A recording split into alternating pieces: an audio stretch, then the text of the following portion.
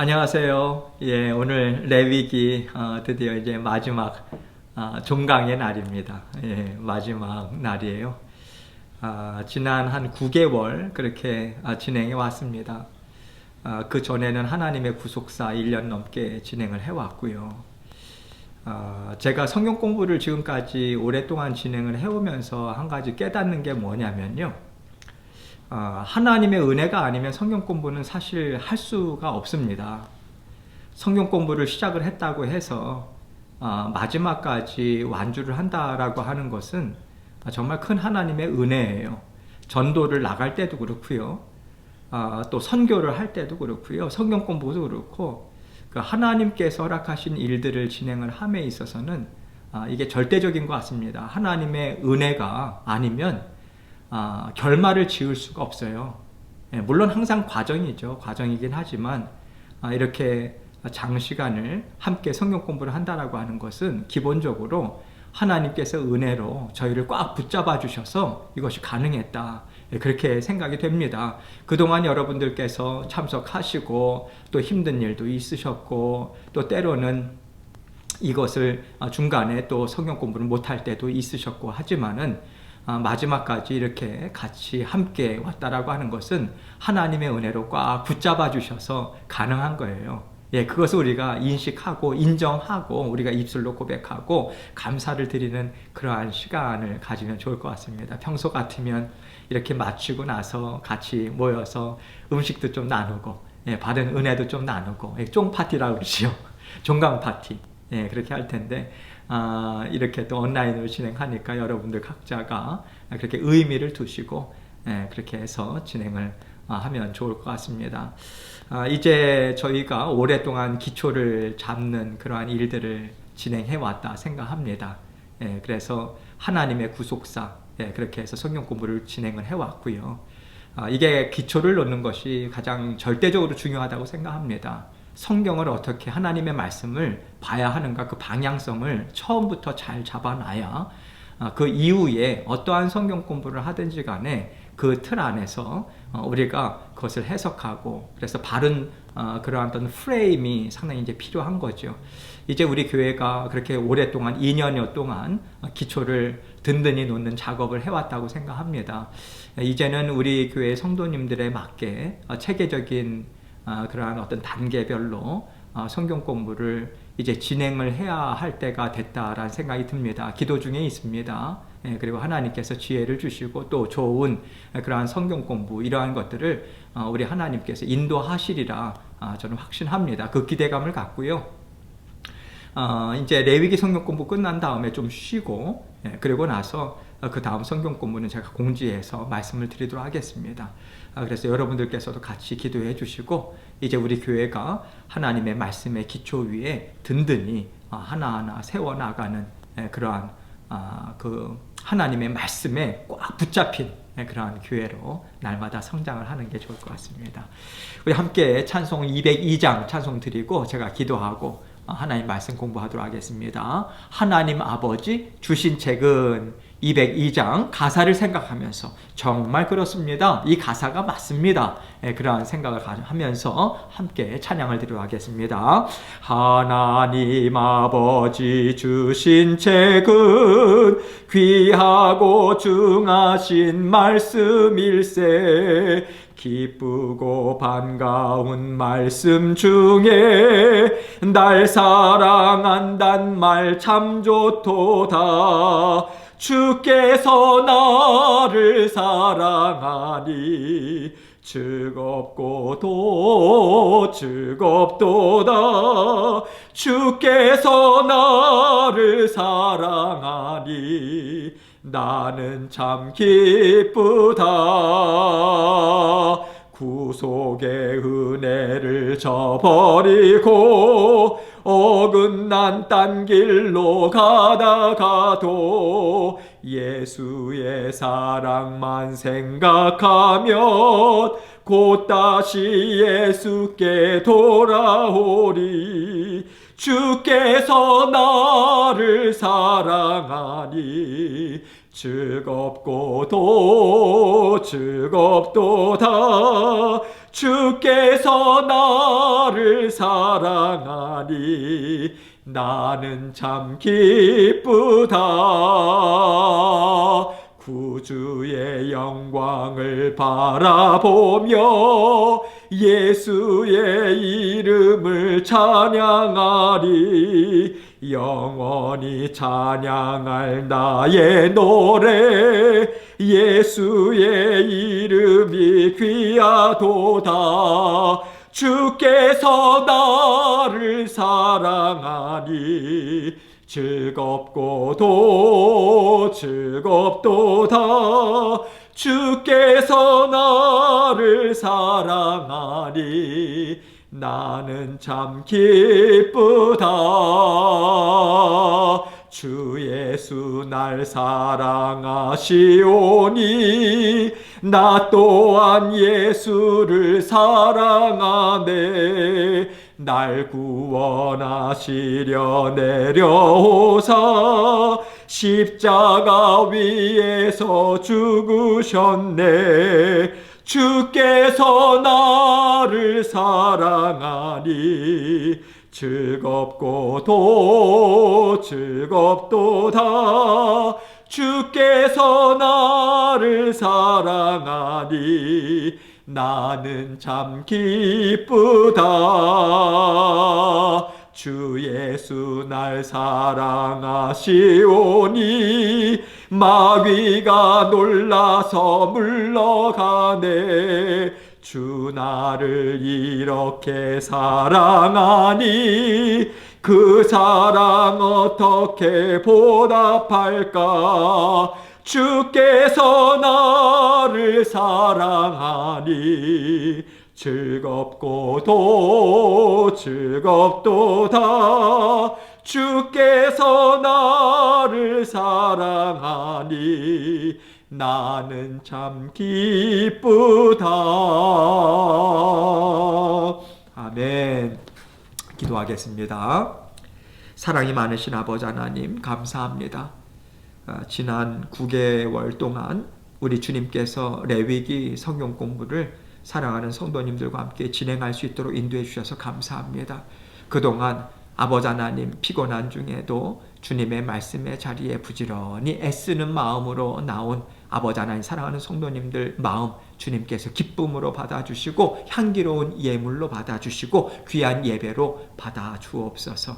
아버지 하나님 지금까지 사랑하는 성도님들 열심히 동참하였기에 저 또한 아버지 힘을 내어서 격려와 위로를 받고 지금까지 또 진행해 올 수 있었습니다. 아버지 하나님의 은혜에 감사하고 더욱더 사랑하는 성도님들 아버지 삶 가운데 은혜의 복을 더해 주셔서 우리 교회가 무엇보다도 하나님의 말씀에 아버지의 기초 위에 또 아버지 영의 양식을 계속해서 부지런히 섭취해 나가며 아버지 영원 구령의 열정을 가지고 주님의 말씀을 계속해서 전하는 아버지 하나님 힘 있는 또 아버지 하나님의 군사들로 자라날 수 있도록 도와주옵소서. 오늘 아버지 하나님 레위기 마지막 시간입니다. 아버지 하나님 주님 앞에 감사한 마음 잊지 않도록 도와주시고 이 모든 일을 가능케 하신 주님께 온전한 영광 돌립니다. 주님의 도우심이 아니라면 어떻게 단 한 시간이라도 말씀을 진행할 수 있겠습니까? 아버지 하나님께서 은혜를 주셔서 오늘도 아버지 하나님 유종의 미를 잘 거둘 수 있도록 도와주시고 또 앞으로 저희 교회에 진행할 아버지의 성경 공부 아버지 하나님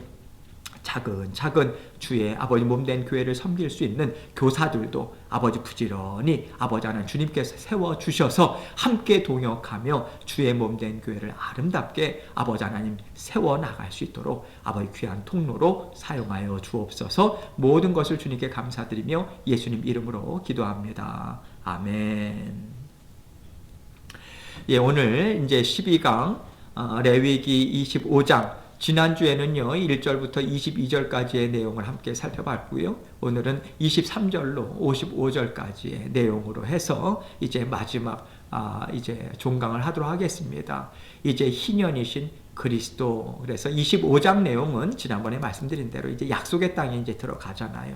아직까지도 시내 산에 머물고 있는 그 시내 광야에 계속해서 하나님의 예배 공동체로 이제 계속해서 훈련하고 해나가는 과정 가운데 하나님께서 약속의 땅을 이제 주십니다. 그곳에 들어가서 이제 하나님께서 지켜야 하는 안식년에 대해서 또 희년에 대해서 그리고 가장 중요한 그런 토지 무르기 기업으로 빚을 졌다든지 해서 그것이 이제 다른 사람에게 팔리게 되면 이제 하나님께서 그것을 어떻게 하나님께서 주신 기업을 계속해서 유지할 수 있는가, 이것에 대한 기본적인 방침을 하나님께서 주신 거죠. 그런 맥락에서 토지 무르기, 이거에 대한 규례입니다. 그래서 오늘은 23절부터 55절까지 토지 무르기와 종으로 팔린 자를 이제 속량하는 규례, 여기에 초점을 맞춰서 함께 말씀을 이제 공부하도록 하겠습니다. 토지 무르기, 또 종으로 팔린 자를 속량하는 것. 그러니까 토지를 다시 하나님께서 주신 기업을 이렇게 회복하는 거예요. 내 것으로 회복하는 것. 또 종으로 팔린 자, 그것을 속량, 그래 노예값을, 종의값을 지불하고 이제 자유인으로 다시 회복시키는 거죠. 이러한 것들을 이제 오늘 말씀이 표면적으로는 그러하지만 그것이 담고 있는 영적인 의미가 무엇이냐, 이것을 우리가 함께 살펴볼 예정입니다. 이제 약속의 땅에 들어가게 되면 지파별로 하나님께서 기업을 공평하게 분배해 주십니다. 중요한 것은 하나님께서 기업을 나누게 하실 때에 지파별로 땅을 주실 때에 제비를 뽑게 했어요. 그것은 무엇이냐면 하나님께서 주권이 하나님께 있다는 거예요. 그래서 제비로 뽑힌 땅을 그들이 할당 받아서 그것을 이제 하나님께서 주셨다라고 하는 것을 믿고서 이제 영적인 싸움 계속해서 그들과 가나안 땅에 들어가서 7년여 동안 싸움을 싸워 나갑니다. 그래서 계속해서 하나님이 주신 그 땅을 계속해서 차지해 나가는 그러한 일들을 감당하게 되는 거죠. 그런 의미에 있어서 이제 지파별로 기업을 공평하게 분배를 받게 되는데, 시간이 지남에 따라서 이제 그것을 차지하게 되면 빈부의 격차가 이제 나기 마련이죠. 그래서 기업으로 받은 땅이 빚으로 인해서 넘어갈 경우도 있어요. 빈부의 격차가 있다 보니까 가난한 자들은 이제 먹고 사는 부분에 있어서 내가 갖고 있는 땅을 팔아서 이제 거기에서 나온 돈을 가지고 또 살아가야 하는 그런 의미에 있어서 나에게 주어진 기업이 다른 사람에게 넘어갔을 경우에, 그리고 하나님께서 주신 그 자녀가 종으로 또 팔려갔을 경우에 어떻게 그러한 것들을 다시 회복할 수 있는가. 그래서 하나님께서 오늘 토지 무르기를 허락하라. 그리고 팔린 후에 그를 속량하는 그러한, 그래서 다시 회복하라, 다시 되사와라, 이러한 것들을 말씀해 주시는데, 중요한 것은 무엇이냐면 그것을 내가 할 능력이 없다라고 하면 근족, 가까운 형제, 그 가까운 친족, 그래서 그것이 형제들, 가깝게는 나의 형제들이 그러한 능력이 있으면, 내가 갚을 능력이 없으면 쉽게 얘기하면 형이라든지 또 친동생이라든지 그것을 되사올 수 있는 그 책임이 그들에게 있었어요. 만약에 그들 또한 그것을 되사올 수 있는, 회복할 수 있는 능력이 없다라고 할 경우에는 사촌지간, 그래서 계속해서 그러한 것들이 이제 그 연대적인 그러한 책임 하에 그것을 반드시 되사와서 그러한 회복하는 그러한 책임들이 있다. 이러한 것들을 알려주는 거죠. 그래서 이것은 무엇을 예표적으로 이야기하는가? 우리의 형제 되신, 모든 믿음의 자녀들의 형제 되신 예수 그리스도. 이건 놀라운 일이죠. 좀 이따 살펴볼게요. 우리의 형제 되신 하나님께서 한 믿음의 영적인 가족으로 하나님께서 묶어주신, 그래서 우리 예수 그리스도는 맏아들이 되시잖아요. 그리고 우리는 형제, 자매들이 되는 거거든요. 그러한 형제가 잃었던 기업을 회복시켜 주실 것. 우리가 죄의 노예로 팔렸고요. 우리에게 맡겨주신 하나님의 특권이 우리가 잃어버렸을 때에 그것을 회복할 자가 누구이냐? 그래서 기업 물을 자, 그래서 나중에 용어가 나오겠지만 고엘, 그래서 기업을 물으는, 또 속량해 오는 그러한 예수 그리스도를 예표적으로 보여주기 위해서 이 말씀을 우리에게 주고 계신 거죠. 첫째 단원 25장 23절로 38절에는 근족이 와서, 가까운 형제나 또한 가까운 친척이 와서 그 토지를 되사와라, 회복시켜라, 물으라, 그 의미거든요. 둘째 단어는요, 25장 39절로 55절까지 희년에는 자유하며 돌아가라. 그래서 희년도 근족이 와서 토지를 물으라, 또 희년이 되어서 자유에서 돌아가라, 이것은 다른 개념이 아닙니다. 동일한 내용인데 예수 그리스도께서 온전히 회복해 주실 동일한 것을 우리에게 이제 알려주시는 것을 두 가지 예표적인 것으로 우리에게 알려주는 것이죠. 여러분, 레위기는 예수 그리스도를 통해서 이루어질 복음을 모형적으로, 예표적으로, 또 그림자로 우리에게 계속해서 말씀을 해주신다고 했어요. 그러나 우리는 더 이상 그림자로, 모형으로, 예표적으로 우리는 이해를 하지 않습니다. 구약시대의 성도들은 그것을 예표적인 오실 메시아, 그러한 부분에 있어서 상징적인 의미로 그들은 깨달을 수밖에 없었지만, 이미 신약 예수 그리스도께서 오심을 통해서 그 구약시대에 하나님께 올려드린 제사나 지켰던 절기나 이 모든 의미들이 무엇이냐 라고 하는 것을 우리는 히브리서 말씀을 통해서 분명하게 우리는 이해를 했어요. 그래서 여러분, 기본적으로 레위기의 해설서는 히브리서다. 그래서 레위기와 히브리서는 우리가 레위기 성경 공부를 하면서도 가장 많이 다뤘던 성경 본문이 히브리서 말씀입니다. 출애굽기 말씀도 있지만, 그런 의미에 있어서 레위기 말씀을 온전히 이해를 했다. 또 그것에 대한 설명을 히브리서를 우리가 함께 성경 공부를 했지 않습니까? 그래서 여러분들께서는 이제 히브리서나 레위기에 있는 제사제도, 제사장제도, 또 그런 어떤 그 전염병으로 인한 죄의 파급, 그래서 누룩이나 이런 여러 가지 예표적인 모형적인 것들을 여러분은 그것이 무엇을 의미하는지 이제 알게 됐어요. 여러분, 이것이 왜 이렇게 중요하냐면, 우리가 하나님의 말씀을 처음부터 우리가 성경 공부를 오픈을 하면서 하나님의 구속사라고 하는 그러한 큰 맥락에서 성경의 말씀을 관통했습니다. 창세기부터 요한계시록까지. 왜 그렇습니까? 결국 하나님의 그 구원 역사를 하나님께서 얼마나 그 뜨거운 사랑의 마음을 가지고 창세 때부터 아담과 하와의 죄로 인해서 죄가 들어옴으로 말미암아 파괴된, 그래서 하나님 앞에서 그런 하나님의 자녀들이 그런 사탄의 그러한 노예가 돼서, 종으로 돼서 얼마나 비참한 인생을 살아가는가, 그것을 얼마나 하나님께서 힘있게 구원 역사를 펼쳐나가셨고, 오신 메시아를 통해서 그것을 온전히 이루셨고, 또 요한계시록의 말씀을 통해서 오실 메시아를 통해서 어떻게 인류의 역사가 이제 종결을 짓게 되는가, 이것을 우리가 1년이 넘게 하나님의 구속사 성경 공부를 진행함을 통해서 큰 틀을 우리는 갖게 된 거예요. 방향성이 얼마나 중요한지 모릅니다. 그리고 레위기 말씀을 통해서 예배자로, 그렇다면 어떻게 하나님과 온전한 교제를 이루면서 살아갈 수 있는가, 그 영적인 의미가 무엇이냐라고 하는 것을 우리는 배워왔어요. 여러분, 이렇게 기초를 하나님께서 주시는 방향성으로 분명하게 잡지 않고서는요, 우리가 어떠한 회사 생활을 할 때도 마찬가지잖아요. 주부들도 마찬가지잖아요. 하나하나 우리가 지식적인 차원에 있어서 먼저 우리가 지식적으로 알아야 합니다. 지식적으로 알아야 응용력이 생겨요. 지식을 모르고 응용부터 들어가게 되면요, 엉뚱한 방향으로 흘러가게 됩니다. 잘못된 방향으로 반드시 가게 돼 있어요. 분별을 못해요. 이게 바른 재료인지, 바른 해석인지, 바른 방향인지, 바른 마음인지 우리가 분별이 안 됩니다. 그런데 어떻게 응용을 하겠어요?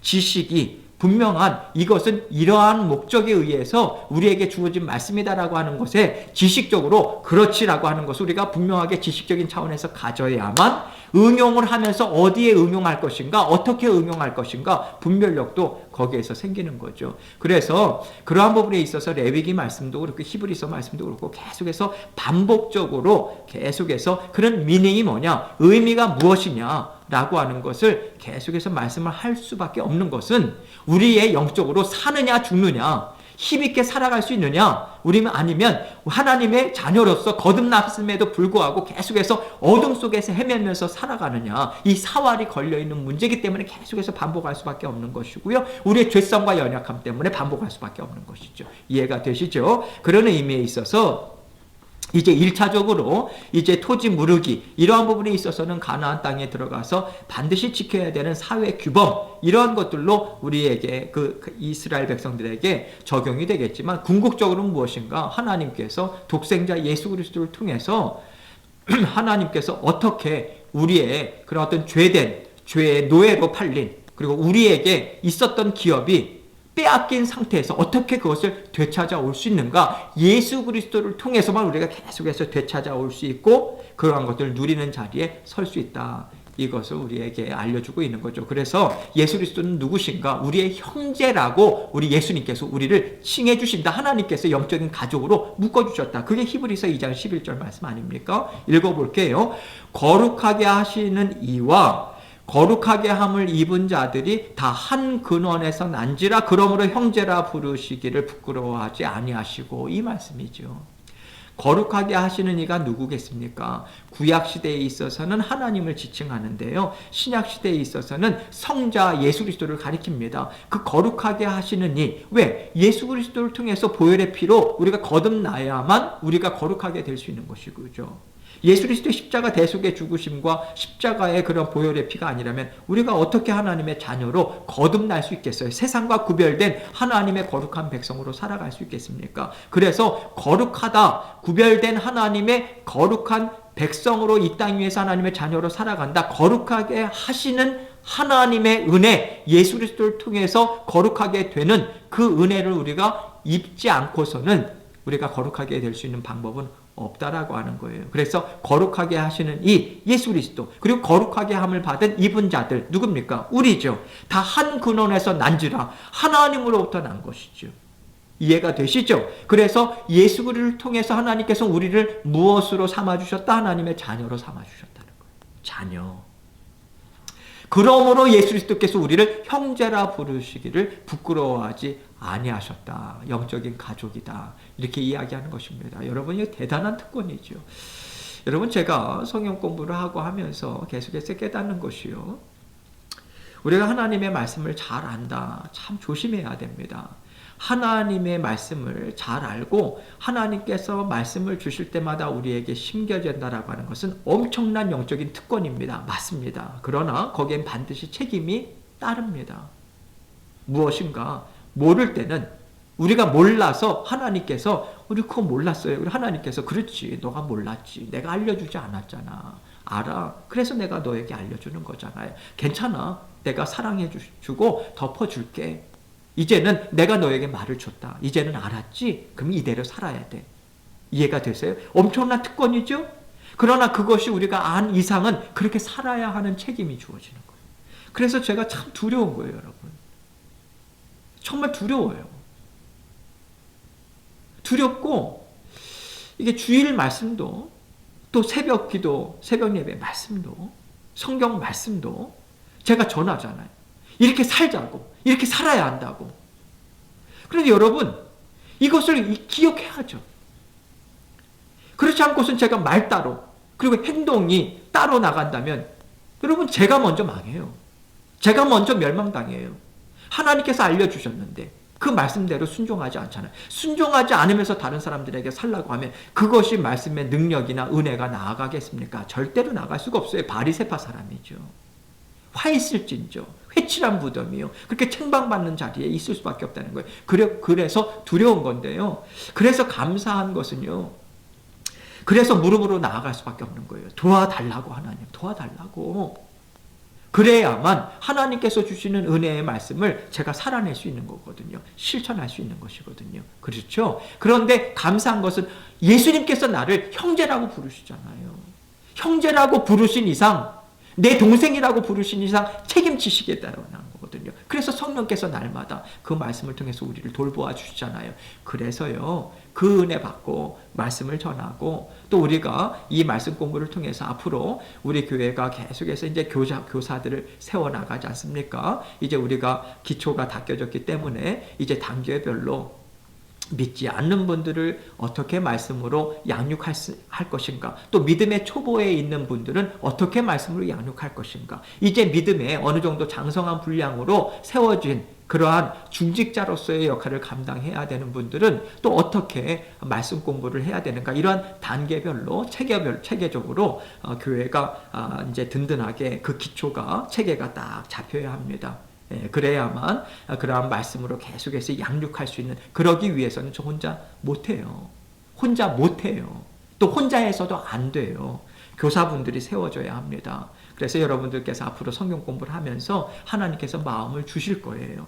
야, 이 말씀 공부가 너무 좋다. 또 이러한 대상으로 내가 성경 공부를 한번 인도하면 좋겠다. 그런 마음의 소원함을 하나님은 반드시 주십니다. 왜 그렇습니까? 하나님 부르시기 때문에 그래요.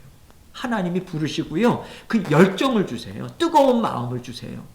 그게 부르심이거든요. 내가 한번 하고 싶다. 내가 실력이 돼서 하는 게 아닙니다. 실력이 됐다 할지라도 하나님께서 주시는 그 뜨거운 열정이 없으면, 뜨거운 마음이 없으면요, 하나님의 부르심이 없으면 감당 못합니다. 해서도 안 돼요.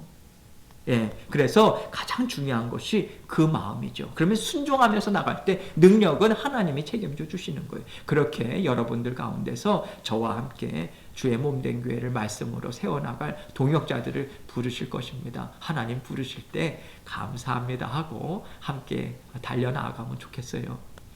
이제 히브리서 2장 14절로 18절 말씀 봅니다. 자녀들은 혈과 육에 속했음에 그도 또한 같은 모양으로 혈과 육을 함께 지니심은, 그렇죠? 혈과 육이라고 하는 것은 사람의 그런 어떤 사람의 몸, 그리고 정서, 마음, 그러한 것들을 지칭하잖아요. 혈과 육. 그래서 자녀들이 혈과 육에 속하였으며 사람이라는 거죠. 그도 또한, 그가 누굽니까? 예수 그리스도 또한 같은 모양으로, 그래서 성육신 하셨잖아요. 사람이 되셨잖아요. 혈과 육을 함께 지니심은, 왜 지니셨는가? 죽음을 통하여 죽음의 세력을 잡은 자 곧 마귀를 멸하시며, 이거죠. 아담과 하와의 범죄함을 통해서 죄가 들어오고 죄의 싹은 사망이라 죽음이 들어왔잖아요. 죽음만 들어왔습니까? 죽음의 그 권세. 그래서 그 모든 죄로 인한 모든 그 파괴적인 그런 열매들, 그게 죽음이고 두려움이고 미움이고 다툼이고 시기고 질투고 저 육신의 정욕이고 세상을 사랑함이고 그 여러 가지 죄에 파생된 결과들이 있지 않습니까? 그래서 그 죄의 뿌리, 여러분 이것이요, 우리에 있어서 계속해서 죄의 뿌리가 있단 말이죠. 이 죄의 뿌리, 이게 드러나야 돼요. 그래서 예수 그리스도께서 사람이 되셨어요. 그래서 사람이 되셨지만 죄는 없으셨어요. 죄가 있었다면 예수 그리스도의 한 죄인인 그 죄인이, 예수님께서 그 보통의 부부 관계를 통해서 이 땅 위에서 메시아로 오셨다면 죄인으로 아담과 하와의 죄가, 원죄가 전가된 상태에서 오실 수밖에 없는 거죠. 그렇다면 예수님께서 죽음을 죽으셨다라고 하는 것은 예수 그리스도의 죄로 인해서 죽을 수밖에 없는 거예요. 온 인류를 대표해 가지고 죽을 수는 없는 거예요.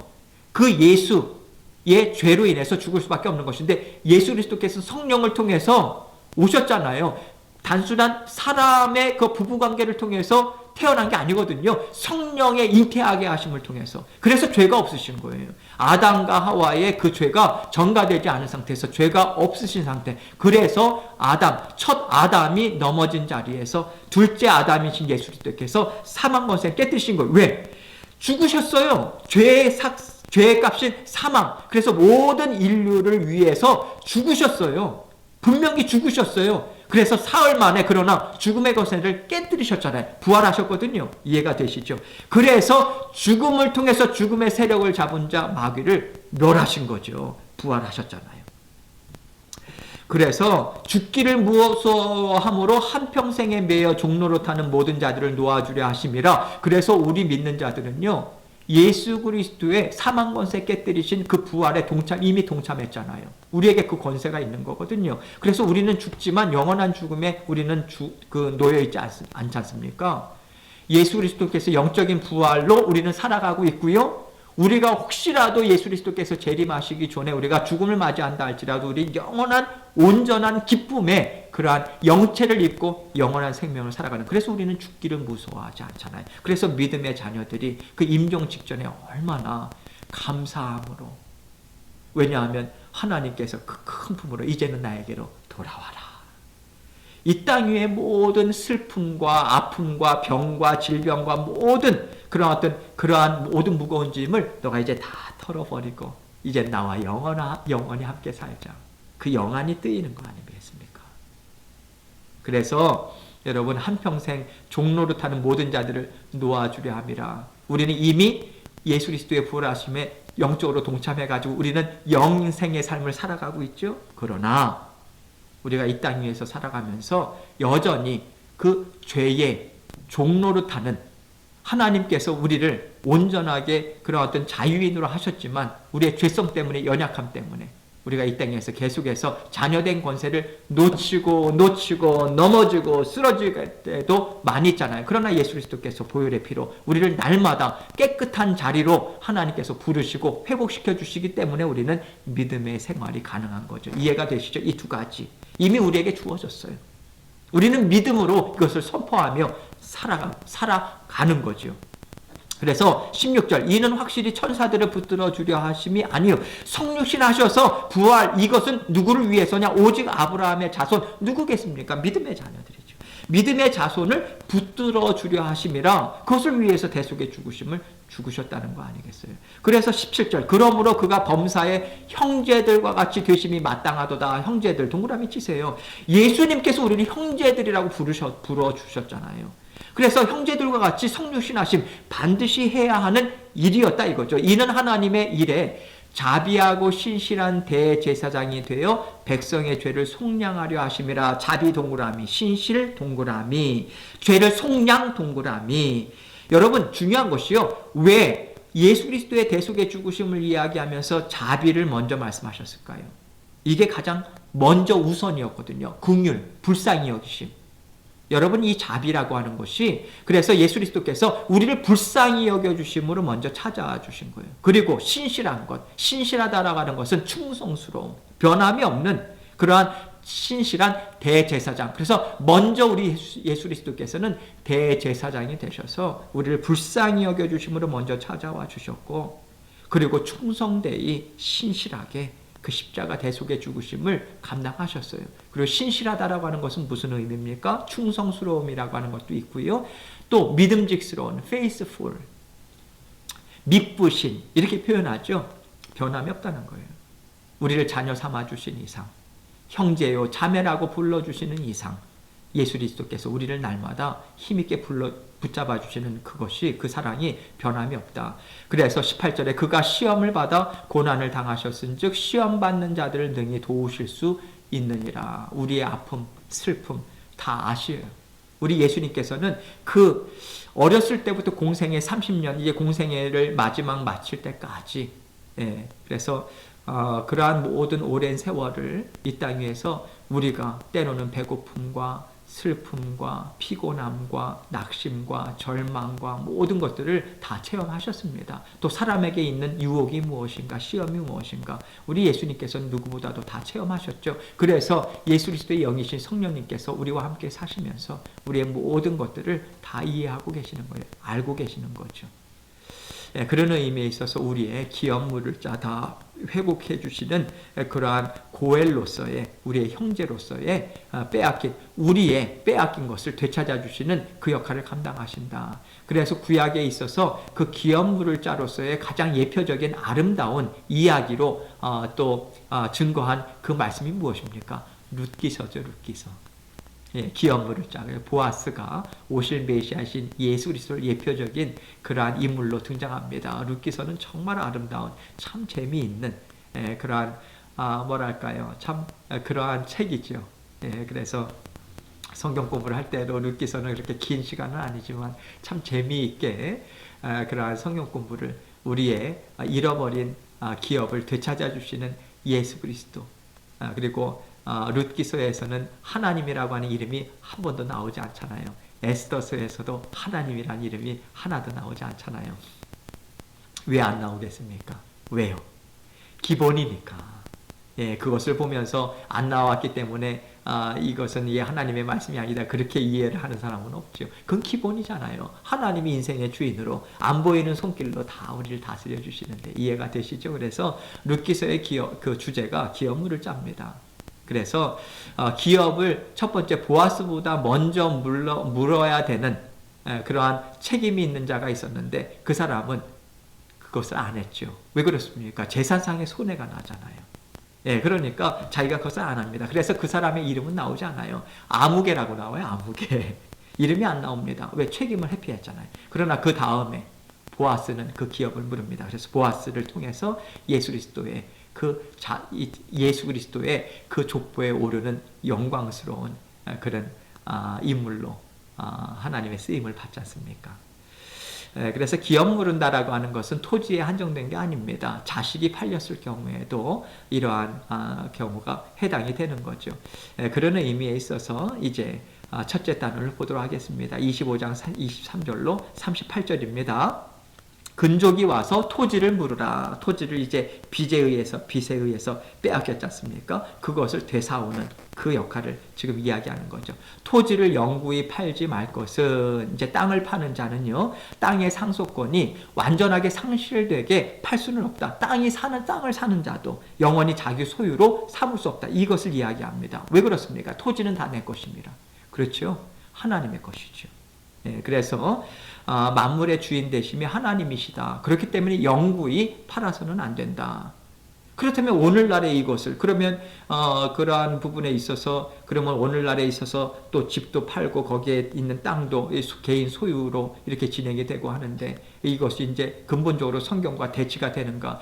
여러분, 이러한 부분을 생각할 때 여전히 하나님께서는 구약 시대마다, 여기서 노예제도도 하나님께서 종으로 팔렸다. 그러한 부분이 있어서 그 시대에 맞게 그 미닝, 그 원래 의미가 무엇인가라고 하는 것을 우리가 거기에서 취해야 하는 것이지, 성경도 시대의 산물이거든요. 그 시대에 이때 당시에는 종이라고 하는 것이, 노예제도라고 하는 것도 일반화되어 있고 오늘날과는 좀 다르거든요. 그러나 오늘날에 있어서 이런 부분에 있어서 구약시대 때 이야기한 그 의미가 무엇인가라고 하는 것을 도출해내는 것이 중요한 것이지, 하나님의 것이다, 오늘날에 있는 모든 것들은 개인적인 소유로 삼고 이것은 근본적으로 틀리다, 이렇게 접근해서는 안 되는 거예요. 그 근본적인 정신이 무엇인가 라고 하는 것을 우리가 이해를 하고 접근하는 것이 중요하다라고 하는 것이죠.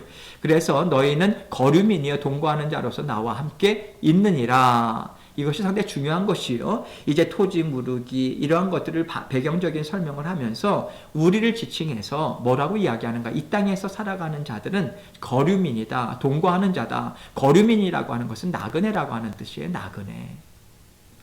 그래서 동거하는 자다. 그리고 함께 나그네 되어서 잠시 동안 살아가는 자들이다. 그러나 나와 함께 있다. 그래서 하나님께서는 하나님의 자녀들과 이 땅 위에 살아갈 때요, 길게 보면요, 어떻게 보면 제가 여기서도 여러분들께 장담을 할 수 있는 것이 100년 이후에 이 자리에 있을 사람은 아무도 없습니다. 물론 뭐 앞으로 과학이 어떻게 발달이 되는가라고 하는 거에 따라서 요즘은 뭐 이렇게 100세 시대다라고 하지만요, 중요한 것은 하나님께서 생명의 주인이시기 때문에 하나님께서 그러한 부분에서 영원히 살 수 있는 그러한 것들은 불가능합니다. 생명의 주인이 하나님이시고, 그런 의미에 있어서 반드시 마지막 그러한 종말의 때는 있는 것이죠. 우리의 개인적인 죽음의 때는 있는데, 그러할 때 이 땅 위에서 살아가는 우리가 어떠한 생각을 가지고 살아가야 하는가? 나그네다. 그러나 나그네제 잠깐 동안 우리 머무는 것이고, 본향을 향해서, 그럼 본향을 준비해야죠. 예수 그리스도를 믿어야만 본향이 준비되는 거 아니겠습니까? 중요한 것은 이 땅 위에 살아가면서 하나님께서 뭐라고 말씀하세요? 나와 함께 있느니라.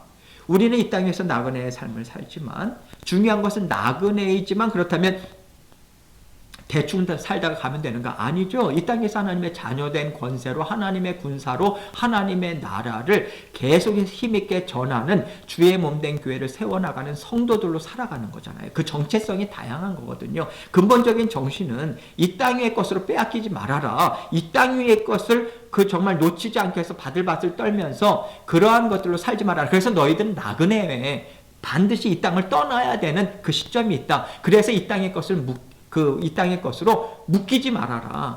그것에 우리가 적용을 해야 되는 것이고, 이 땅에서 하나님의 자녀된 권세를 가지고 살아야 하는, 그래서 이 땅에서도 힘있게 능력있게 하나님께서 우리에게 주신 달란트, 그러한 어떤 물질, 그러한 어떤 권세, 이런 것들을 가지고 계속해서 무엇을 위해서 사용하라? 하나님 나라 확장을 위해서 사용하라. 이것으로 우리는 생각을 해야 된다는 것이죠. 귀한 존재다. 이해가 되시죠? 그런 부분에 있어서 하나님께서 이스라엘을 하나님께서 택한 백성으로 택하신 목적이 무엇인가? 오늘날에 있어서도 유대인들은 아직까지 그 망상을 버리지 못하잖아요. 선택받은 백성들이다 해가지고 타민족들은 다 이방인이다. 그래서 지옥의 땔감으로 하나님께서 쓰시는 자들이다. 이러한 잘못된 신학까지 나오지 않습니까?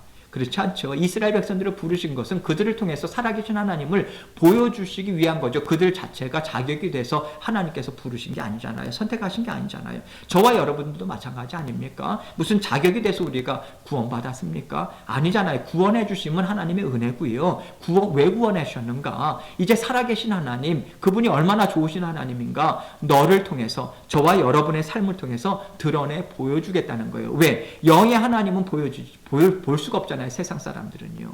그래서 우리의 삶을 통해서 야, 정말 저 사람을 보니 그가 믿는 하나님은 믿을만 하겠다. 그가 다니는 교회 한번 나가 볼까? 그러면서 그 어떤 구원의 자리로 나올 수 있는 거 아니겠습니까? 저와 여러분의 삶을 통해서 말입니다.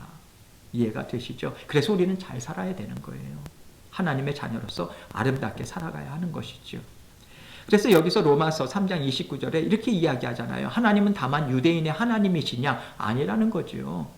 유대인은 하나님의 제사장 나라로서 하나님께서 그 이 땅 위에 수많은 이방 민족들, 하나님을 알지 못하는 그들의 구원을 위해서 하나님께서 선택하셨다. 그래서 나를 전하는 그러한 의무와 책임을 주신 것 아닙니까? 그래서 사도 바울은 또한 이방인의 하나님은 아니시냐? 이방인의 하나님이시라는 거죠. 여러분, 이게 참 무서운 단어입니다. 지금 우리가 이것을 그냥 읽지만 여러분, 이 사도 바울이 사역을 할 이 당시에는 유대인들에게 있어서는 하나님은 이스라엘의 하나님이시지 이방인의 하나님이다라고 하는 것은 돌맞아 죽습니다. 돌맞아 죽는 그런 용어예요. 근데 이방인의 하나님은 아니시냐? 그러면 왜 이렇게까지 이야기할 수 있는, 왜 했는가? 진실로 이방인의 하나님도 되시느니라. 왜 이렇게까지 사도 바울이 이야기할 수 있었는가? 자신의 어떤 소신이고 자신의 생각인가? 아니죠. 이 당시에 있었던 하나님의 말씀, 그동안 구약에 있는 말씀, 말라기서, 이사야서, 어떠한 말씀들이든지 간에 계속해서 이야기하는 것이 무엇입니까? 하나님은 온 세상 만물을, 온 세상의 여러 민족을 하나님의 자녀로 삼아 주시겠다라고 하는 거예요. 가장 근본적으로 거기에서 하나님께서 모든 온 세상의 하나님이시지 이스라엘 백성들의 하나님만은 아니시라는 거잖아요. 그것이 출애굽 역사를 통해서도 나타내 주는 거 아니겠습니까? 이스라엘 민족만 따라 나왔습니까? 출애굽에 있어서 이스라엘 순수한 혈통들만 나왔습니까? 아니죠. 거기에 수다한 민족들, 이집트는 그 당시에 강대국이었잖아요. 그래서 수많은 그러한 나라들을 정복하면서 수많은 민족이 이집트에 와가지고 거기서 노예 생활을 하고 있었거든요. 일반적인 노예 생활도 했었었고 삶을 살았었거든요. 이스라엘 민족을 보니까 역사하시는 모세와 아론을 통해서 역사하시는 하나님 보니까 너무도 놀라운 거예요. 그래서 그러한 전파하는 이야기를 통해서 그 6월절 어린 양을 잡는 거기에 이스라엘 백성들과 함께 어린 양, 그 보혈의 그 문설주에 양을 피를 바르는 것은 이스라엘 민족만이 아니라 수많은 민족들이 함께 동참을 했었고요. 출애굽할 때도 수많은 다민족들이 거기에 이미 포함이 되어 있었어요. 포함이 돼가지고 출애굽한 이후에 시내산에서 하나님과 언약식을 체결할 때 이스라엘 민족만 체결했습니까? 아니죠. 이해가 되시죠? 그들을 통틀어서 하나님께서 이스라엘 민족을 삼아주셨다. 내 백성이다. 그래서 근본적으로 이방 모든 민족들의 하나님이라고 하는 것은 사도 바울의 개인적인 소견이 아닌 거예요. 하나님께서 주신 말씀을 아는 이상은 이방인의 하나님이다, 이방인들을 위한 하나님이다라고 하는 것을 말하지 않을 수 없는 것이죠. 그런 맥락에 있어서 오늘날에 있어서도 우리에게 하나님께서 기업을 주시고 우리에게 잘 먹고 잘 살아라, 주의 몸된 교회도 마찬가지 아닙니까? 그래서 그러한 부분에 있어서 우리에게 너희끼리만 잘 먹고 잘 살아라, 그것이 아니죠. 계속해서 우리를 전파했던 그러한 귀한 믿음의 자녀들의 전파하는 이야기가 있었고 말씀이 있었기에 우리도 거듭날 수 있는 자리로 나아갈 수 있었던 거 아니겠습니까? 그런 맥락에 있어서 하나님께서는 가나안 땅, 왜 가나안 땅에서 오실 메시아신 예수 그리스도께서 예수 그리스도께서 태어날 땅을 준비시키신 것이고요. 그래서 하나님께서 가나안 바벨론으로 추방했을 때도 다시 바벨론 포로에서 귀환함을 통해서 그 이스라엘 팔레스타인 그 가나안 땅을 다시 그 하나님께서 주신 예루살렘도 그렇고 그 땅을 회복시키잖아요. 왜? 오실 메시아가 태어날 장소이기 때문에.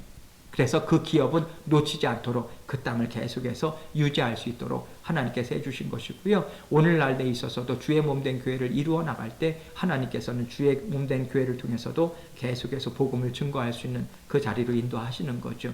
그래서 24절 말씀 봅니다. 너희 기업에 온 땅에서 그 토지 무르기를 허락할지니, 그 토지 무르기를 회복하는 것을 반드시 해야 된다. 그래서 하나님이 주신 기업을 놓쳐서는 안 된다. 그것을 영구히 뺏겨서는 안 된다. 이 이야기를 합니다. 그래서 무르기라고 하는 게 토지 무르기, 쉽게 이 원어적인 의미가 값을 지불하고 해방시켜라, 회복시켜라, 이 의미입니다. 값을 지불하고 해방하다, 회복하다, 이 뜻입니다. 예, 그래서 구속이라고 하는 의미가 담겨 있는 거예요. 땅도 토지 무르기, 토지를 구속하라. 사람은 속량하라, 구속하라, 돈을 주고 노예된 상태에서 다시 자유인으로 불러와라. 이것이죠. 토지 무르기, 또 자손들도 빼앗기면 그러한 속량을 통해서 다시 되사오는 것.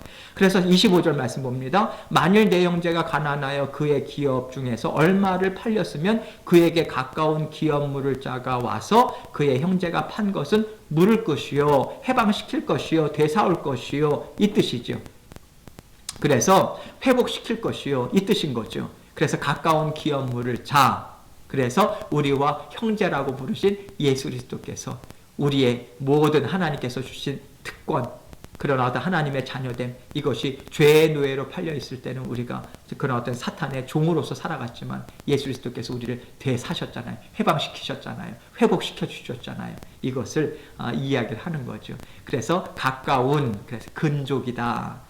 그래서 이러한 책임, 회복시켜 주어야 할 책임이 있는 자를 가리켜서 고엘, 고엘은 구속자다. 그리고 영어로는 redeemer, 그러한 그 용어를 사용하는 거죠. 예수 그리스도께서 행하신 일을 상징적으로 보여주는 것이죠. 문제는 무엇이냐면 자격이 문제가 되는 것입니다. 자격이 무엇인가? 그에게 가까운 기업 물을 자가 있어야 되고요. 그 기업 물을 자는 능력이 있어야 돼요. 그리고 중요한 것은 자원해야 합니다. 자원해야 돼요. 이 세 가지. 그런데 이런 가까운 친족도 없고 자신이 물을 능력도 없다. 어떻게 해야 되는가? 26절로 28절에서 이렇게 이야기하죠. 만일 그것을 물을 사람이 없고 자기가 부유하게 되어 물을 힘이 있으면 이제 가까운 친족이 없는데 자기가 이제 회복하게 됐어요. 부유하게 됐어요. 그래서 부유하게 되면 그 판 해를 계수하여 그 남은 값을 산자에게 주고 자기의 소유지로 돌릴 것이니라. 그래서 이스라엘의 토지 거래 제도는요, 무조건 희년을 중심으로 해서, 희년 지난번에 배웠죠? 50년. 그래서 50년이 차게 되면 무조건적으로 원래 주인에게 그것은 돌려주게 돼 있다. 그래서 희년을 기준으로 해가지고 희년까지 오랫동안 남았다. 쉽게 얘기하면 1년에 10만 원씩 해가지고 1만 원씩 해가지고 50만 원을 지불해야 되는데, 희년이 이제 20년이 남았다 하면 20만 원만 지불하고 남은 해를 지불하고 그리고 그것을 사올 수 있는 것이고요. 만약 그것이 1년이다 하면 만 원만 지불하고 되사올 수 있는 희년. 왜? 희년이면 원래 그 사람에게 돌아가는 것이기 때문에. 그래서 희년을 기준으로 해서 이루어졌죠.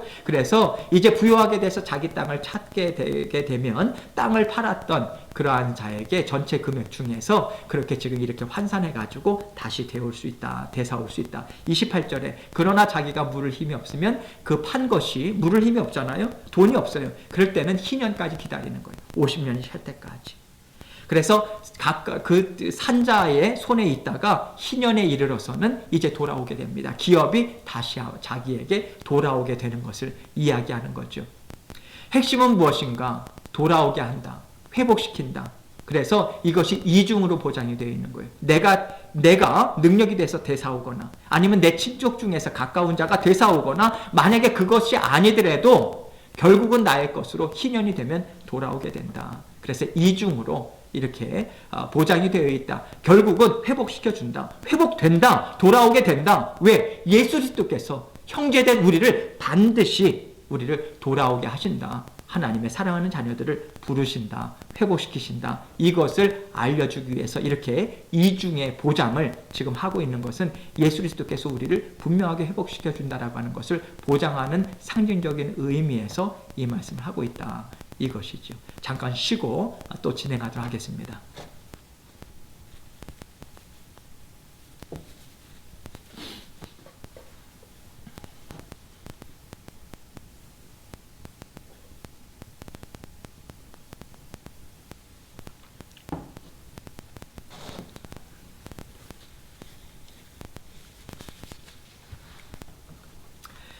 예, 계속해서 보겠습니다. 29절부터 31절. 성벽 있는 성내에 가옥을 팔았으면 판지 만 1년 안에는 물을 수 있나니 곧 그 기한 안에 물으려니와 1년 안에 물으지 못하면 그 성 안의 가옥은 산자의 소유로 확정되어 대대로 영구히 그에게 속하고 희년에라도 돌려보내지 아니할 것이니라. 이렇게 이야기합니다. 성벽 있는 성내의 가옥, 이것은 뭘 이야기하냐면요, 고급 주택지예요. 주로 성내에는 상업이다, 또 서비스업에 종사하는 사람들이, 부유한 자들이 거주했습니다. 희년이다, 또 가까운 친정이 물은다, 이것은 가난한 자들을 위한 법이에요. 부자들은 여기에서 희년의 무르기 제도가 해당이 되지 않았습니다.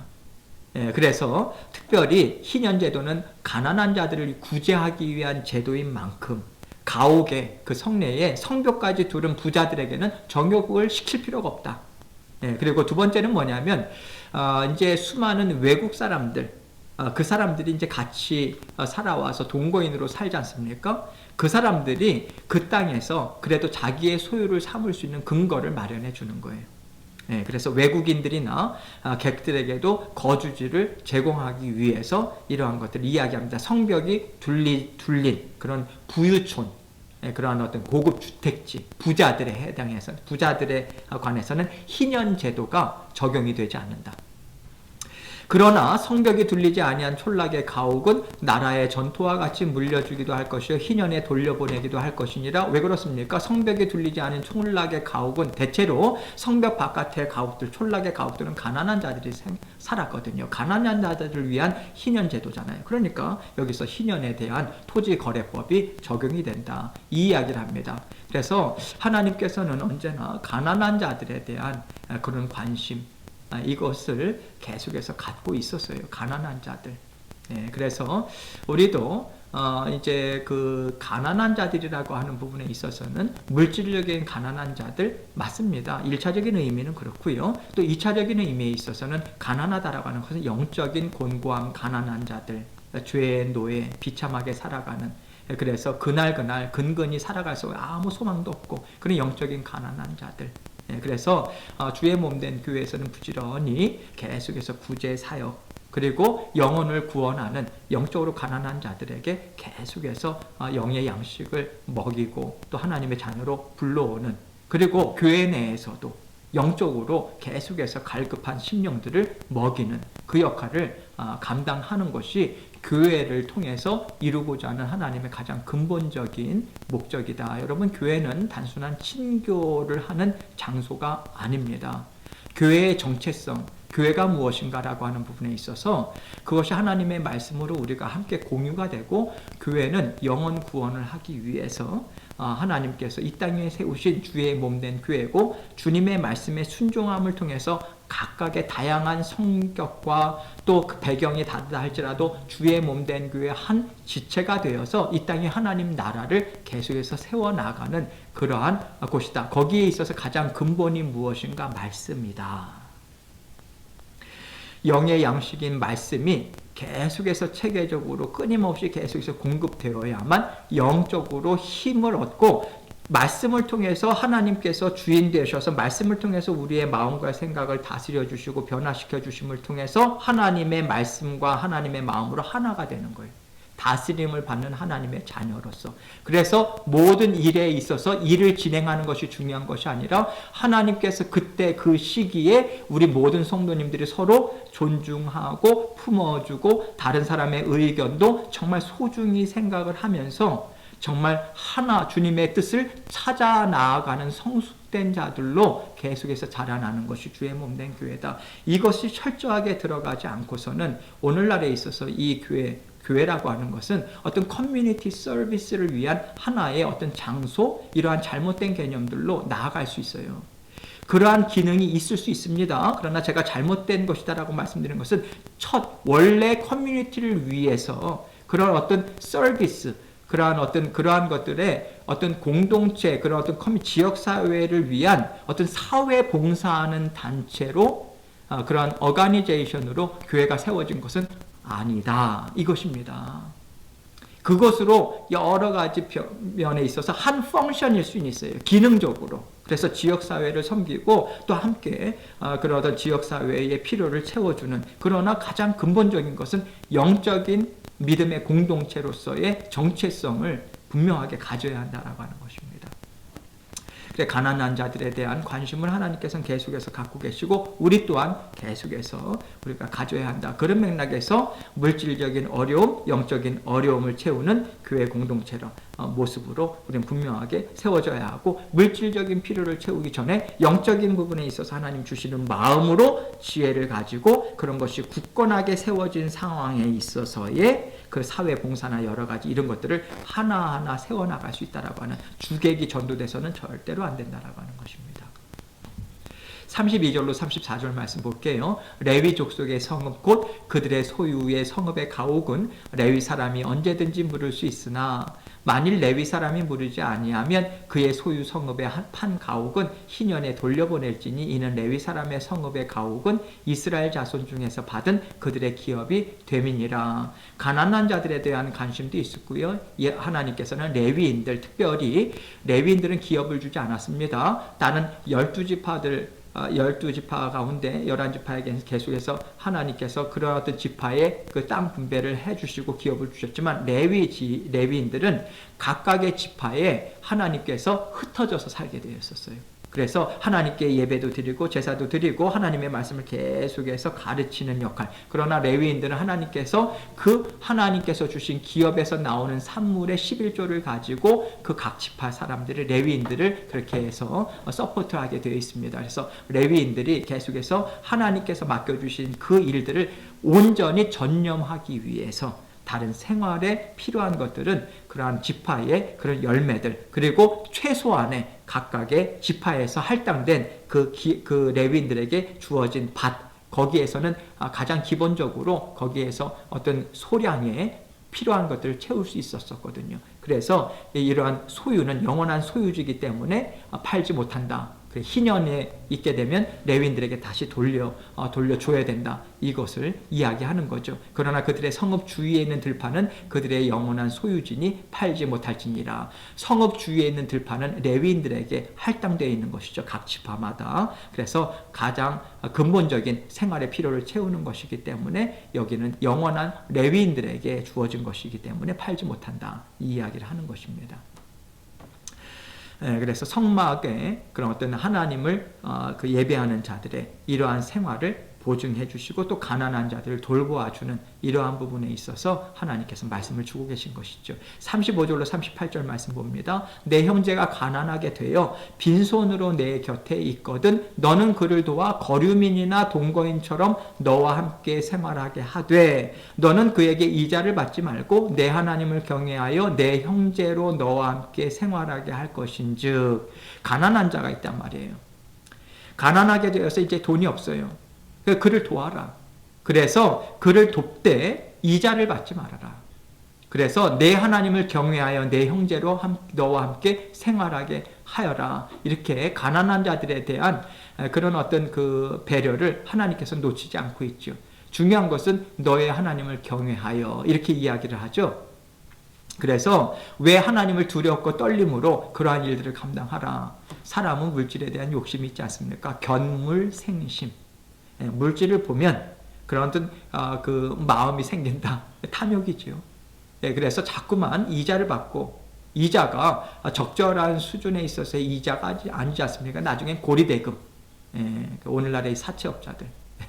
그런 거 아니겠습니까? 그래서 여러분 그런 어떤 가난한 자들에 대한 부자들의 횡포, 착취 이런 근본적으로 하나님께서 그것을 이제 제거하기 위한 미연에 방지하기 위한 말씀을 주고 계시는 거죠. 너는 그에게 이자를 위하여 돈을 구워주지 말고 이익을 위하여 내 양식을 구워주지 말아라. 이익을 위하여 양식을 구워준다라고 하는 것은 재산 증식입니다. 그래서 재산 증식을 위해서 이익을 위해서 그러한 것들을 내 양식을 구워주지 말아라. 나는 너희의 하나님이 되며 또 가나안 땅을 너희에게 주려고 애굽 땅에서 너희를 인도하여 낸 너희 하나님 여호와니라. 이게 되게 중요한 거죠. 왜 그렇습니까? 근본적으로 너희도 하나님의 은혜로 노예된 상태에서 끄집어냄을 받은 그 근본적인 사랑과 긍휼을 받았던, 자비를 받았던 근본적인 그 마음을 놓치면 절대로 안 된다. 그래서 여기서 그 얘기를 하는 거예요. 너희들도 하나님의 은혜를 받았는데 받은 만큼 너희들도 당연히 은혜를 나누어 주는 자가 되어야 하지 않겠느냐. 왜? 나는 너희의 하나님이니까. 그 얘기입니다. 그래서 근본적으로 여러분, 우리가 믿음의 생활을 한다라고 하는 부분에 있어서는요, 계속해서 우리의 삶을 통해서 나누어 주고 또 베풀어 주고 또 필요를 채워주고, 그러한 것이 영적인 성수가 아니겠습니까? 영적인 믿음이 자라나는 거죠. 더욱더 풍성해지는 것이고요. 더욱더 받아주는 품이 넓어지는 것이고요. 무엇보다도 뭐 저에게 하는 얘기입니다. 여러분, 영적으로 자라난다라고 하는 것이, 우리가 성경 공부를 앞으로 계속해서 우리 교회가 진행을 하고 하지만 사실 머리만 커지면요, 사실 안 하는 이만 못합니다. 그래서 어느 시점이 됐을 때 어느 교회도 그런 것들을 이제 있었어요. 계속해서 성경 공부를 열심히 했는데 머리만 커지더래. 그래서 성경 공부를 잠시 중단을 했답니다. 왜냐하면 자꾸만 머리가 커진다라고 하는 것은 판단만 계속해서 사람들이 아는 만큼 자꾸만 판단하는 거예요. 이것이 틀렸고 저것이 틀렸고, 아는 만큼 풍성해져야 되거든요. 그건 당연한 거예요. 왜냐하면 하나님의 말씀은요, 영의 양식입니다. 영의 양식이라고 하는 것은 우리의 영이 풍성해지는 거예요. 풍성해진다라고 하는 것은 무엇입니까? 예수 그리스도의 성품으로 자라나는 거예요.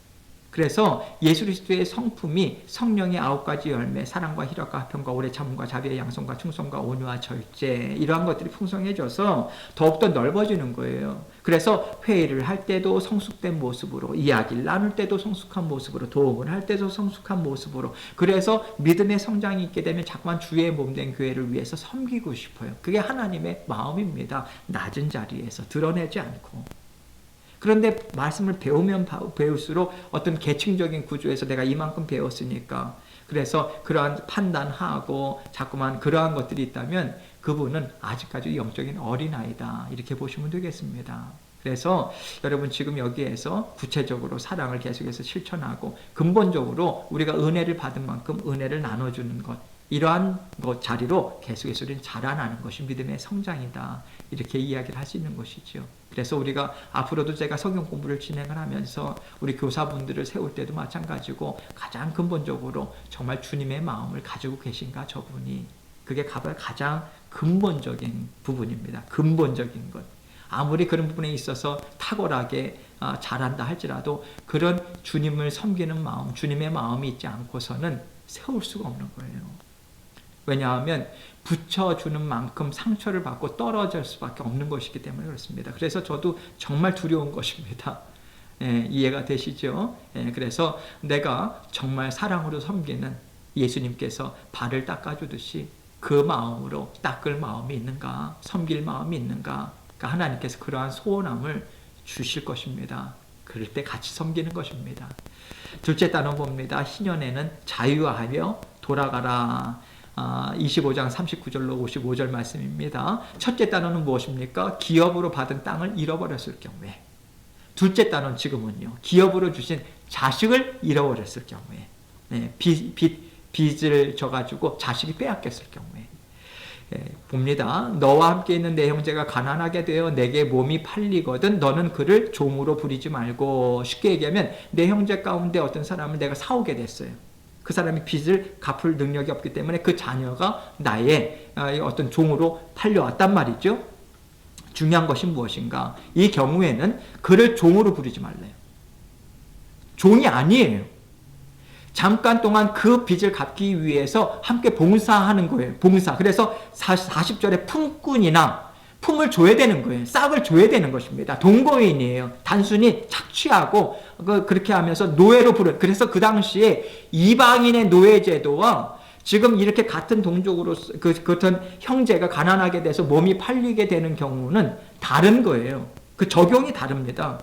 그래서 오늘날로 생각을 하자면요, 쉽게 얘기하면 내가 회사를 진행을 하는데 그런 회사에 그런 어떤 고용인으로 들어온 거예요. 그렇게 해야 되는 거예요. 싹도 주고 존중도 하고. 이해가 되시죠? 그 개념으로 생각을 해야 되는 거예요. 그냥 종 부리듯이 그냥 어떤 착취하고 그런 개념이 아닙니다. 그래서 품꾼이나 동거인과 같이 함께 있게 하여 희년까지 너를 섬기게 하라. 희년이 되면 돌아가는 거예요. 내 종이 아니에요. 이해가 되시죠? 근본적인 접근 자체가 다릅니다.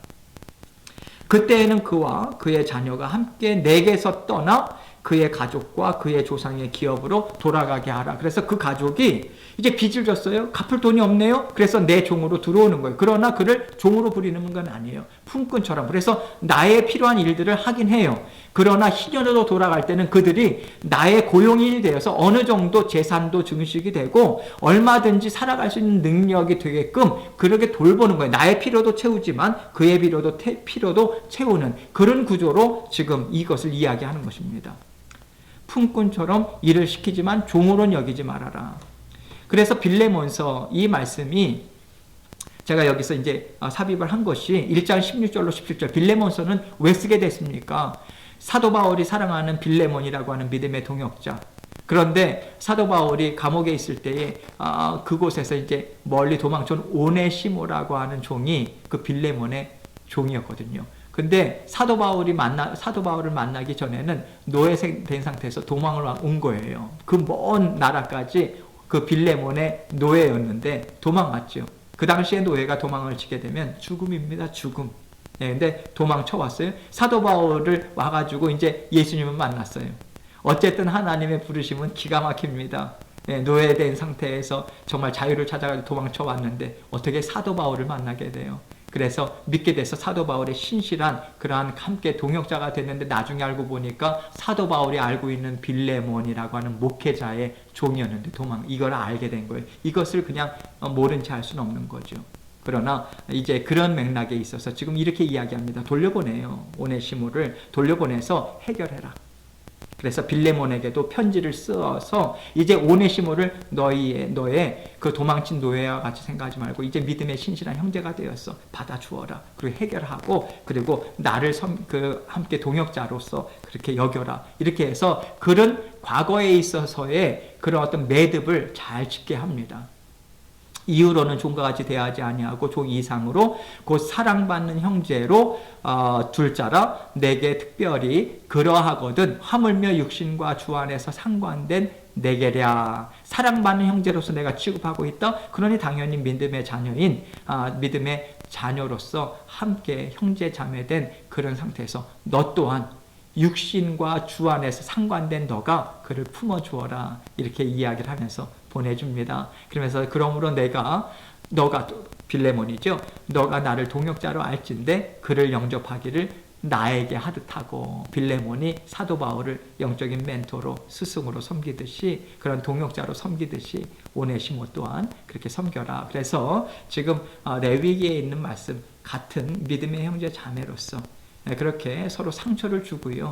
또 그러한 지금 상처를 주고 어쨌든 도망간 거 아니겠습니까? 그러나 그런 부분들에 있어서 다시 오네시모도 당연히 가서 잘못했다라고 하는 고백을 반드시 해야 되는 거죠. 잘못했다라고 하는 고백을 하지 않고 당연히 믿음의 형제 자매 됐으니까 목이 곧아가지고 말입니다. 빌레몬에게 와가지고 당신은 나를 받아줘야 돼. 그렇게 할 수는 없는 거죠. 그렇게 할 수는 없는 거죠. 당연히 오네시모는 그런 부분에 있어서 회개할 거 회개하고 사죄할 거 사죄하고 잘못했다라고 하는 부분에 대해서 온전한 고백이 있을 때만 주님 안에서의 온전한 회복과 화목이 있을 수 있는 것입니다. 예, 그런 부분에 있어서 이제 빚값으로 팔린 몸이지만 하나님께서 다시 구속을 통해서 사신 형제요 자매로 그래서 빌레몬서를 통해서 사도 바울이 이런 구약에 있어서의 이러한 정신을 분명하게 신약시대에 와서도 이러한 건 말씀을 통해서 알려주고 있다. 이렇게 우리는 알 수 있는 거죠. 42절 말씀 봅니다. 그들은 내가 애굽 땅에서 인도하여 낸 내 종들이니 종으로 팔지 말 것이라. 항상 가장 근본적인 출애굽 이것을 계속해서 상기시킵니다. 하나님 앞에서의 하나하나가 정말 소중한 자녀들이다. 그러하니 너희들이 어떻게 서로를 대우해야 되겠는가, 그 이야기를 하는 거죠. 그리고 사도 바울이 고린도전서에도 이렇게 이야기합니다. 7장 22절로 23절에 주 안에서 부르심을 받은 자는 종이라도 주께 속한 자유인이요 또 그와 같이 자유인으로 있을 때에 부르심을 받은 자는 그리스도의 종이니라. 이 종이라고 하는 부분에 대해서 사도 바울이 고린도 교회에 이 서신서를 쓰게 된 이유가 무엇이냐면요, 고린도 교회는 종 신분이 참 많았어요. 종의 신분으로 있는 분들이 많았는데 같은 성도란 말이죠. 그러니까 같은 신분, 성도인데 주인과 종이 같이 오는 거예요. 그러니 그 안에서의 어떤 갈등이나 이런 것이 참 심한 거죠. 그래서 믿음의 안에서 종된 자는 그렇다고 해가지고 상전을 무시하고 너와 나는 같은 이제 형제요 자매니까 이러한 사회적인 부분에 있어서의 구분 이런 것들은 이것은 더 이상 안 된다, 이런 접근이 아닙니다. 사도 바울은 종이고 상전이라고 하는 부분에 있어서는 인정을 해요. 그 시대에 있어서의 그 어떤 시대에 있어서의 그런 어떤 관습이나 이런 것들은 따라갑니다. 그러나 근본적으로 예수 그리스도 안에서 정말 종이라면, 자유인이라면 어떠한 자세를 가지고 섬겨야 되는가? 종이냐? 너희는 이미 자유인으로 부르심을 받았다. 자유인이냐? 그리스도의 종으로 부름을 받았다. 이 이야기를 하고 있는 것입니다. 그래서 교회 내에 너희는 값으로 사신 것이니 사람들의 종이 되지 말라, 이렇게 이야기를 하면서 주님을 섬기는 마음으로 서로 존중하는 것을 지금 이야기를 하는 것이죠. 하나님의 자녀라고 하는 정체성을 망각하지 말라. 오늘날도 마찬가지죠. 교회의 빈부격차, 사회적인 지위 다 다릅니다. 그러나 주의 몸된 교회 안에서는 다 동등합니다. 그래서 서로 하나님의 자녀라고 하는 동등성을 가지고 서로 정말 존중하고 사회적인 지위나 이런 것들을 가지고 다른 사람들을 판단한다든지 교회 내에서도 그러한 부류들끼리 또 끼리끼리 모인다든지 절대적으로 그래서는 안 되는 거예요. 절대적으로 그래서는 안 되는 것입니다. 그건 교회 자체가 아닌 거예요, 여러분. 거기 안에서의 어떤 사회적인 지위나 계층이나 어떤 빈부 격차로 인해서 그런 모임들이 따로따로 이제 주어지고 이것은 이미 교회임을 포기한 것이다, 이렇게 생각을 하시면 되겠습니다. 그래서 이러한 것들을 우리가 철저하게 생각하고 가장 근본적인 것은 무엇인가? 상호 간의, 피차 간의 존중함입니다. 영적인 리더라고 해서 그런 어떤 성도들이 당신은 영적인 리더이기 때문에 무조건 나를 섬겨야 돼, 아니죠. 아니죠.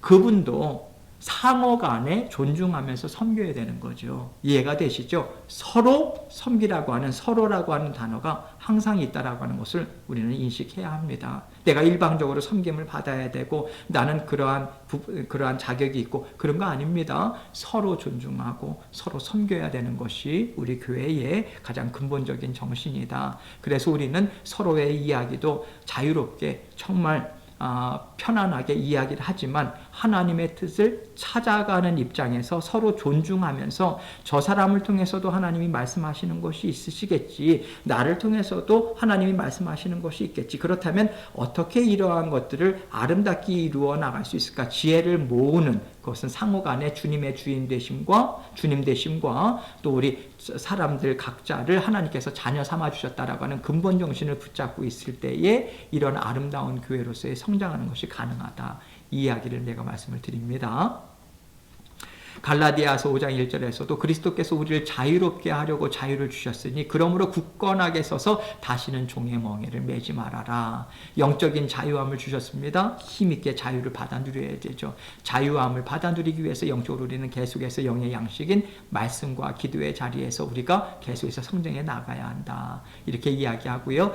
레위기 25장 43절 말씀 볼게요. 너는 그를 엄하게 부리지 말고 내 하나님을 경외하라. 엄하게라고 하는 것은 원어적인 의미가 깨뜨리다, 부수다 이겁니다. 뼈가 으스러질 정도로 잔인하게, 그렇게 종부리듯이 그렇게 너에게 팔려온 사람들을 그렇게 착취하면 안 된다, 이 이야기입니다. 내 하나님을 경외하라. 그래서 에베소서 6장 9절에도 상전들아 너희도 그들에게 이와 같이 하고 위협을 그치라. 이는 그들과 너희의 상전이 하늘에 계시고 그에게는 사람을 외모로 취하는 일이 없는 줄 너희가 알미라. 이 땅에서 살다 보면 또 회사를 경영하는 경우들도 있고 또 여러 가지 사업체를 갖는 경우들도 있고 어찌됐든 그런 계층적인 구조에서 내가 사람을 일을 시키고 하는 때도 있지만 근본적으로 우리의 상전인 하나님께서 우리를 돌보듯이 그 마음을 가지고 그들을 섬기고 그렇다고 해가지고 좀 뭐랄까 분명한 선이나 이런 것들을 다 무시한 채 무조건 오냐 좋다 그런 얘기가 아닙니다. 하나님이 주시는 사랑의 근본적인 마음을 가지고 그렇게 해서 아름답게 함께 동역을 이루어 나가라. 그것이 세상에 일터든지 간에 주의 몸된 교회든지 그 이야기를 하는 거죠. 44절로 46절입니다. 내 종은 남녀를 막론하고 내 사방 이방인 중에서 취할지니 남녀 종은 이런 자 중에서 사올 것이며 또 너희 중에 거류하는 동거인의 자녀 중에서도 너희가 사올 수 있고 또 그들이 너희와 함께 있어서 너희 땅에서 가정을 이룬 자들 중에서도 그리할 수 있은즉 그들이 너희의 소유가 될지니라. 만약 종이 필요한 경우에 다른 국가의 이방인들은 종으로 삼으라는 규례예요. 너희는 그들을 너희 후손에게 기업으로 주어 소유가 되게 할 것이라. 이방인 중에서는 너희가 영원한 종을 삼으려니와 너희 동족 이스라엘 자손은 너희가 피차 엄하게 부리지 말지니라. 그래서 동족은 희년이 되면 돌려보냅니다. 이방인들에게 있어서는 자신의 소유로 삼을 수 있어요. 그런데 여러분 상당히 중요한 것이요, 여기에서 이방인이라고 해가지고 차별하는 것이냐, 그것이 아닙니다. 그 당시 이방인들은 하나님의 자녀들인 유대인들을 통해서 그들을 사오는 만큼 그 안에서 계속해서 그들이 하나님을 만날 수 있는 계기를 마련하는 거예요. 이방인 상태에서 있는 한은 하나님을 만날 수 있는 기회가 없는 거예요. 이해가 되시죠? 근본적으로 다릅니다. 그래서 이방인으로 그들을 계속해서 힘있게 사와서 그들을 하나님을 믿는 자녀들로 살게 해야 되는 것이죠. 제가 직장 생활 처음 했을 때에 정말 재미있게 그리고 기쁜 마음으로 직장 생활을 감당을 수년 동안 잘 감당을 했습니다. 거기에는 이제 기독교 회사였는데, 크리스찬 회사였는데요. 고용의 기회를 더 많이 주어서 믿지 않는 사람들을 회사를 통해서 전도하겠다라고 하는 그런 목적을 가진 회사였어요. 그래서 열심히 일했습니다. 정말 재밌게 일했습니다. 왜냐하면 일을 한 만큼 교회가 사세가 커지게 되면 고용의 기회가 더 많아지고, 고용의 기회가 많아지게 되면 대학 졸업자들이 들어와서 그들에게 복음을 증거할 수 있는 그런 기회가 되잖아요. 그래서 그룹으로 성장하고 얼마나 재미있었는지 모릅니다. 그 시간을 통해 가지고 제가 직장 생활을 통해서 갖게 된 것, 투명성, 그리고 돌아가더라도 바로 가는 것이 지름길이다, 그런 스피릿이 있었어요. 그리고 투명한 의사소통, 이러한 것들을 정말 깊이 배웠습니다. 절대적으로 정말 그것이 소중하다, 그 가치를 배웠어요. 그러다 보니까 교회 생활을 할 때에 있어서도 저도 지금도 그러한 가치, 이런 것들을 분명하게 갖고 있습니다. 그래서 정말 그런 이방인들에게 종을 사온다라고 하는 것은 착취 개념이 아니라 더욱더 하나님을 알리는 개념에 있어서의 이 말씀을 우리는 받을 필요가 있다, 이것을 말씀을 드립니다. 47절로 49절입니다. 만일 너와 함께 있는 거류민이나 동거인이 부유하게 되고 그와 함께 있는 내 형제는 가난하게 되므로 그가 너와 함께 있는 거류민이나 동거인 또는 거류민의 가족의 후손에게 팔리면 그가 팔린 후에 그에게는 속량받을 권리가 있나니 그의 형제 중 하나가 그를 속량하거나 또는 그의 삼촌이나, 동그라미 치세요, 그의 삼촌의 아들이 그를 속량하거나, 만약에 그 당사자가 안 되면 형제, 삼촌, 사촌 뭐 이렇게 넘어간다고 그랬잖아요. 속량하거나 그의 가족 중 그 살부치 중에서 그를 속량할 것이요 그가 부유하게 되면 스스로 속량하되, 이렇게 이야기를 하는 거죠. 속량한다라고 하는 단어가 계속해서 반복되죠. 왜? 되사오는 것, 회복하는 것. 결국 오실 메시아이신 예수님께서 이 일을 감당하게 하신다. 자기 몸이 팔린 해로부터 50절로 55절입니다. 희년까지를 그 산자와 계산하여 그 연수를 따라서 그 몸의 값을 정할 때에 그 사람을 섬긴 날을 그 사람에게 고용된 날로 여길 것이라. 그래서 만일 남은 해가 많으면 그 연수대로 팔린 값에서 속량을 받는 값을 그 사람에게 도로 주고, 요 뒤에 내용은 똑같습니다. 토지 물을 때하고 똑같아요. 속량할 때하고 똑같습니다. 특별히 여기에서 제가 반복해서 읽지는 않겠습니다. 55절 말씀, 이스라엘 자손은 나의 종들이 됨이라. 그들은 내가 애굽 땅에서 인도하여 낸 내 종이요 나는 너희의 하나님 여호와니라 라고 해서 이렇게 딱 종교를 짓습니다. 그러면서 누가복음에 인자가 온 것은 잃어버린 자를 찾아 구원하려 함이니라 이렇게 이야기하고 있죠. 결국은 예수 그리스도께서 잃어버린 자 구원하기 위해서, 구원이라고 하는 개념은 두 가지 개념이죠. 사망 권세에서 우리를 건져내셨습니다. 두 번째 의미는 무엇입니까? 날마다 우리에게 하나님의 자녀된 권세로 받아 누리며 살아가는 아름다운 자녀들로, 힘 있는 권세 있는 자녀들로 구원의 역사를 성령님과 더불어 지금 우리에게 이루어 가고 계세요. 가장 중요한 그 구원에 이루어 나가는 하나님께서 사용하시는 것은 무엇인가? 하나님의 말씀, 이것입니다. 예, 그래서 하나님께서 이 희년 오실 메시아신 예수를 통해서 이루어질 일들, 이러한 부분에 대해서 우리 오늘 말씀을 통해서 알려주고 계셨고요. 마지막에 구속사적 관점의 신앙 성수, 이것은 읽지는 않겠습니다. 여러분 책에 있는 내용들입니다. 그래서 여러분들께서 참고해서 보시라고 저희가 절기를 쭉 배웠는데 다시 한번 한눈에 이것을 일목요연하게 우리가 정리를 할 필요가 있어서 제가 기록했을 뿐이고요. 여러분들께서 보시면 되겠습니다. 오순절에 열매들을 수확하 이렇게 잘못 나와서 오탑니다. 수확함입니다. 수확함, 오순절. 예, 그래서 이것을 이해하시면 되겠습니다. 그동안 수고 많으셨고 정말 감사하고 계속해서 힘있게 전진해 나가기 원합니다. 다음 성경 공부까지 그때까지 잘들 지내시기 바랍니다. 기도하시겠습니다. 하나님 감사합니다. 주님께서 도와주셔서 감사하고 힘있게 인도해 주셔서 감사합니다. 복의 복을 허락하시고 주님의 사랑으로 더욱더 묶어 주옵소서. 예수님 이름으로 기도합니다. 아멘.